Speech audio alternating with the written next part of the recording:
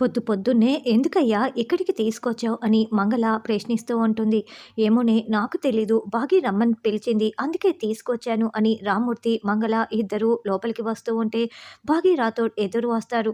నాన్న వచ్చేసారా నాన్న అని బాగి చాలా సంతోషపడుతూ ఉంటే, అమ్మ బాగి ఎందుకమ్మా ఇప్పటికిప్పుడు ఉన్నట్లుండి అక్క అస్థికల్ని గంగలో కలిపేయటం, అక్క ఆత్మగా అయినా ఇంకొన్ని రోజులు మనతో ఉంటే బాగుంటుంది కదా అని రామ్మూర్తి అంటాడు. మేడం గారు కూడా అదే కోరుకుంటున్నారు సార్. కానీ మేడం గారి ఆత్మ ఎక్కువ రోజులు ఇక్కడ ఉండకూడదంట. అందుకే ఇలా అస్థికలు గంగలో కలిపేయాలి అని రాథోడ్ చెప్తాడు. పుట్టగానే నాకు నా కూతురు దూరమైపోయింది. ఎవరో ఒకరిని పెళ్లి చేసుకొని పిల్లా పాపలతో సంతోషంగా ఉంటుందనుకుంటే ఎవరి దిష్టి కళ్ళు పడ్డాయో ఏంటో నా కూతురు ఇలా చనిపోయింది అని రామ్మూర్తి బాధపడుతూ ఉంటాడు. బాధపడకండి నాన్న, నాకు కూడా అక్క దూరమవుతున్నందుకు చాలా బాధగా ఉంది. కానీ అక్క మళ్ళీ జన్మ ఎత్తాలంటే అస్థికలు గంగలో కలిపేయాలంట. నువ్వు ఆయనకి చెప్పు నాన్న అస్థికల్ని కలిపేయమని అని బాగి చెప్తుంది. అలాగేనమ్మా, అక్క ఇక్కడే ఉంది అమ్మా అని రామూర్తి అడుగుతూ ఉంటే, లేదు నాన్న అని బాగి చెప్తుంది. ఈ మనోహరి ఎక్కడ ఉంది అని మంగళ మనోహర్ని వెతుక్కుంటూ లోపలికి వెళ్తుంది. అప్పుడే ఆరు చెట్టు చాటున నిలబడి ఇదంతా వింటూ చాలా బాధపడుతూ ఉంటుంది. చూడు బాలిక, నువ్వును నీ వాళ్ళును చాలా బాధపడుతున్నారని నాకు తెలుసు. కానీ నువ్వు మా లోకంలోకి వచ్చిన తర్వాత మళ్ళీ ఈ ఇంట్లోనే జన్మిస్తావు కదా, బాధపడకు అని గుప్తా గారు ఆరుకి ధైర్యం చెప్తూ ఉంటారు. ఏంటి మనోహరి, ఆ చచ్చిపోయిన దాని ఆత్మ పైలోకానికి వెళ్ళాలని మా ఆయన్ని తీసుకొని నేను వచ్చాను. బాగి చెప్తేనే వచ్చాను. ఇప్పుడు బాగీకి ఆత్మ కనిపిస్తూ ఉంటే అది సంతోషంగానే ఉంది కదా, దాన్ని పైకి పంపించేస్తే మళ్ళీ జన్మ వస్తుందంట కదా, వాళ్ళు మాట్లాడుకుంటున్నారు అని మంగళ అంటే, ఆ బాగీకి కూడా అస్థికలు కలపడం ఇష్టం ఉండదు. ఆ ఆత్మనే మరి ఒప్పించి ఉంటుంది. అయినా అది మరుజన్మ ఎత్తినా ఎక్కడో పుడుతుంది కానీ మనకొచ్చే నష్టమేమీ లేదు. ఇప్పుడు అమర్కి ఈ విషయం చెప్తున్నప్పుడు మనం కూడా ఒక మాట కలిపి ఖచ్చితంగా గంగలో కలిపేలా చేయాలి అని మనోహరి అంటే, అయితే మనకంతా లాభమే అన్నమాట. సరే పద మనోహరి, ఎందుకు ఆలస్యం అని మంగళ అంటుంది. ఇక అమర్కి రామూర్తి బాగి విషయం చెప్పడంతో, ఏంటి ఇప్పటికిప్పుడు అస్థికలు గంగలో కలపటం అవసరమా? నేనైతే ఒప్పుకోను. ఎందుకు మీరు ఇంతలో తొందర పెడుతున్నారు అని అమర్ ప్రశ్నిస్తూ ఉంటే, అంటే రేపు మంచి ముహూర్తం ఉందంట బాబు, చాలా మంచిదంట అని రామూర్తి అంటే, అవునండి, అస్థికలు కలిపితే మళ్ళీ అక్క జన్మిస్తుందని స్వామీజీ కూడా చెప్పారు కదా అని బాగి అంటుంది. అవును బాబు అని రామూర్తి చెప్తుంటే, లేదు ఇప్పటికిప్పుడు నాకు కలపడం అసలు ఇష్టం లేదు. అస్థికలు కలపకపోతే ఆరు ఆత్మగా నా పక్కనే ఉన్నట్లు అనిపిస్తూ ఉంటుంది. నా భార్యగా నా పక్కన ఉంటే నాకు అది సంతోషం కదా అని అమర్ అంటాడు. అవునండి, ఎప్పటికీ నేను మీ భార్యగానే ఉంటానండి అని కిటికీ దగ్గర ఉన్న ఆరు ఏడుస్తూ ఉంటుంది. అది కాదండి, అక్క మళ్ళీ జన్మించటం కూడా ముఖ్యమే కదా అని, లేట్ కాకూడదు కదా అని బాగి అంటుంది. చూడు బాగి, నువ్వు మీ నాన్న మీ అక్కతో కలిసి ఉండకపోవచ్చు. కానీ భార్యగా నేను కలిసి ఉండాను కదా, అంత తేలిగ్గా నేను ఎలా వదులుకుంటాను అనుకుంటున్నావు? నా వైపు నుంచి కూడా నువ్వు ఆలోచించాలి కదా. ఒకవైపు ఆ రణవీర్ ఏమో అస్థికలు గంగలో కలపకుండా అడ్డుకుంటున్నాడు. అతని మోటివ్ ఏంటో నేను తెలుసుకోవాలి అని అమర్ అంటుంటే, ఏంటి రణవీర్ ఈ పని కూడా చేస్తున్నాడా అని మనోహరి మనసులో మండిపడుతూ ఉంటుంది. అయ్యో నా చెల్లి అనవసరంగా ఆయనతో తిట్లు తింటోందే అని ఆరు బాధపడుతూ ఉంటుంది.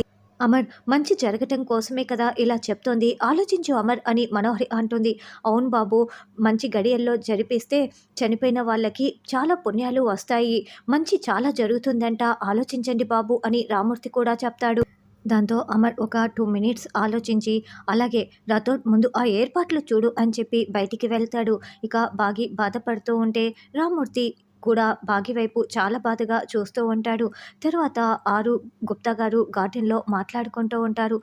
బాలిక బాధపడకు, ఒక మంచి జరుగునప్పుడు కాస్త కష్టము, కాస్త మంచి అన్ని రకాలుగా ఉంటుంది.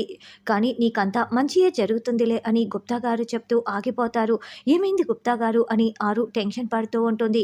ఏదో దుష్టశక్తి అడ్డుపడుతున్నది బాలిక, ఏదో ప్రమాదం వచ్చుచున్నది అని గుప్తా గారు కంగారు పడుతూ ఉంటే, అయితే మీ దివ్య దృష్టితో అదేంటో తెలుసుకొని చెప్పండి గుప్తా గారు అని ఆరు అంటుంది. అప్పుడు ధూమ్ తక అంటూ మంత్రాలు చదువుతున్నా కూడా గుప్తా గారికి ఏమీ కనపడదు. అయ్యో నాకేమీ తెలియటం లేదు బాలిక అని గుప్తా గారు అంటే, అయితే ప్రభువుల వారు ఉన్నారు కదా, యమధర్మరాజు గారిని పిలిచి అడగండి అని ఆరు అంటుంది. ప్రభు ప్రత్యక్షం అవ్వండి, ఏదో ప్రమాదం వచ్చుచున్నది, అదేంటో నాకు తెలియచేయము అని గుప్తా గారు ప్రభు ప్రభు అని పిలుస్తున్నా కూడా యమధర్మరాజు అసలు ప్రత్యక్షమవుడు. ఏమో మా ప్రభువుల వారు కూడా నాకు కనిపించటం లేదు బాలిక అని గుప్తా గారు అంటారు. అయితే మాయా దర్పణం ఉంది కదా, అందులో చూడండి అని ఆరు అంటుంది. దాంతో గుప్తా గారు వెంటనే మాయా దర్పణాన్ని ఓపెన్ చేస్తారు. అయితే అందులో కూడా అంత అస్పష్టంగానే కనిపిస్తూ ఉంటుంది. "ఏమైంది గుప్తా గారు? ఏం కనిపించింది?" అని ఆరు అడగటంతో, "ఏమీయూ కనిపించటం లేదు బాలిక. అంతా అస్పష్టంగానే కనిపించుచున్నది" అని గుప్తా గారు చెప్తారు. అయితే మనకు ఎవరో మెట్ల మధ్యలో వెళ్తున్నట్లు, అందరూ మాట్లాడుకుంటున్నట్లు బ్లడ్ సీన్స్‌లో చూపిస్తూ ఉంటారు. "అయ్యో! ఏంటి గుప్తా గారు, మీకు కూడా ఇలాంటి పరిస్థితి రావటం ఏంటి?" అని ఆరు అంటే, "ఏదో దుష్టశక్తి అడ్డుకుంటున్నట్లు అనిపిస్తున్నది బాలిక. ఇలాంటి విపత్కర పరిస్థితి నాకు కూడా ఎప్పుడూ రాలేదు. అంటే రేపు నీ శ్రాద్ధ కర్మలు జరగకుండా ఏదో శక్తి అడ్డుపడుతూ ఉన్నది. కానీ నేను మాత్రం ఎట్టి పరిస్థితుల్లోనూ నీ శ్రాద్ధ కర్మలు పూర్తి అయ్యేలా చేస్తాను" అని గుప్తా గారు చెప్తారు. తరువాత చెంబా, గోర ఇద్దరూ కిటికీలో నుంచి అమర్ వాళ్ళ ఇంట్లోకి చూస్తూ ఉంటారు. "అదిగో ఆ కలశంలోనే అస్థికలు ఉన్నాయి గోర" అని చెంబా చెప్తుంటే, "అవును, ఇప్పుడు అది మన చేతిలోకి రావాలి" అని గోర అంటాడు. "గోరాగా నువ్వు తీసుకురాలేవు, చెంబాగా నేను తీసుకురాలేను. కానీ ఒకరు మాత్రం మన చేతుల్లోకి తెచ్చిపెడతారు. ఆ మనిషి ఎవరంటే" అని చెంబా చెప్తూ ఉంటుంది. తర్వాత బాగి చాలా బాధపడుతూ కిచెన్‌లో పని చేసుకుంటూ ఉంటే, "ఏంటి బాగి, మీ అక్క ఆత్మని పైకి పంపించటానికి ఎప్పుడు లేనిది అమర్ చేత బాగానే తిట్లు తింటున్నావే. ఇప్పుడు వార్డెన్ దగ్గరికి వెళ్ళావు. అన్ని నిజాలు తెలుసుకున్నావు. చనిపోయిన ఆరునే నీ సొంత అక్క అన్న నిజం కూడా తెలుసుకున్నావు. కానీ నువ్వు నన్ను ఏమీ చేయలేకపోయావు. ఇప్పుడు ఆ ఆత్మ పైకి వెళ్ళగానే నాకు అంతా మంచే జరుగుతుంది, నీకు చెడు జరుగుతుంది. అదేంటన్నది ఆలోచిస్తున్నావా? ఇప్పుడు మీ అక్క ఆత్మ పైకి వెళ్ళగానే నేను నిన్ను ఇంట్లో నుంచి బయటికి గెంటేస్తాను. తర్వాత అమర్‌ని ముచ్చటగా మూడో పెళ్లి చేసుకుంటాను. ఇదే జరిగేది" అని మనోహరి నవ్వుతూ చెప్తూ ఉంటే, బాగి పగలబడి నవ్వుతూ ఉంటుంది. "ఏంటే అలా నవ్వుతున్నావు? నేనేమైనా జోక్ చేసినట్లు అనిపిస్తోందా?" అని మనోహరి అంటుంది. "నన్ను పిచ్చిదాన్నంటూ నువ్వే పిచ్చిదానిలా, జోకర్‌లా మాట్లాడుతున్నావు మనోహరి. అందుకే నాకు నవ్వు వస్తోందని" బాగి నవ్వుతూ ఉంటే, "ఏయ్ ఆపవే" అంటూ మనోహరి వేలు చూపిస్తూ ఉంటుంది. "ఏయ్ దించవే, వేలు దించు. మా అక్క ఆత్మ పైకి వెళ్ళిన తర్వాత నేనేంటో నీకు చూపిస్తాను" అని బాగి వార్నింగ్ ఇస్తుంటే, "మీ అక్క నీకు తోడుగా ఉన్నప్పుడే నువ్వు నన్నేమీ చేయలేకపోయావు. అది పైకి వెళ్ళిన తర్వాత నువ్వేంటే నన్ను చేసేదని? మీ అక్కని చంపిన దాన్ని నేను నిన్ను చంపలేనా?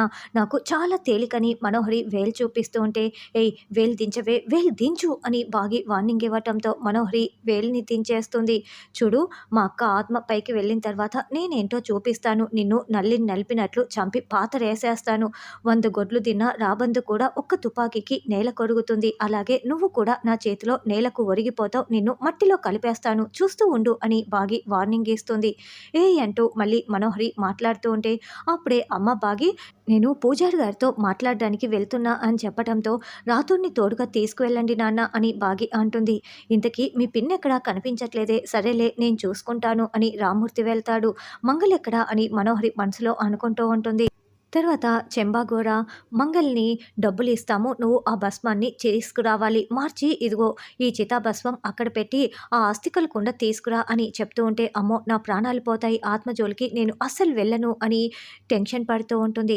"చూడు, నీకేమీ కాకుండా చూసుకునే బాధ్యత మాది" అని వాళ్ళిద్దరూ చెప్పడంతో, "మనోహర్‌కి చెప్పొచ్చు కదా" అని మంగళ అంటుంది.